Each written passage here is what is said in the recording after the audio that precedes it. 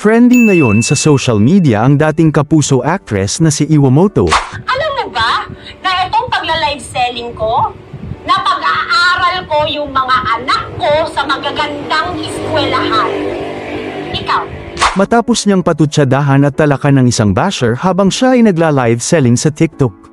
Sa gitna ng kanyang live session para magbenta ng skincare products, biglang nabasa ni Iwa ang isang komento mula sa isang netizen na tila minamaliit ang kanyang trabaho bilang online seller. Ang tanong ng basher, hindi ba nabubuli mga kids sa school na nagtitinda kayo sa TikTok? Hindi na nakapagpigil ang dating aktres at agad na sinagot ang naturang komento. Sa matapang at diretsyo niyang pananalita, ipinagtanggol ni Iwa hindi lamang ang sarili kundi pati na rin ang lahat ng kumikita sa pamamagitan ng live selling.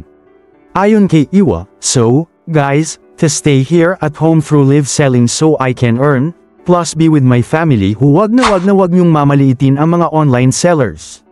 We are working our ass off, we are doing our best, and we are not hurting anyone, okay? This is a decent job." Makikita sa video ang galit at frustration ng aktres habang ipinapaliwanag na marangal na trabaho ang online selling.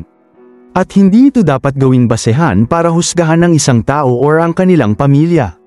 Ang naturang video ay unang kumalat sa social media, kung saan maraming netizens ang nagpahayag ng kanilang suporta kay Iwa.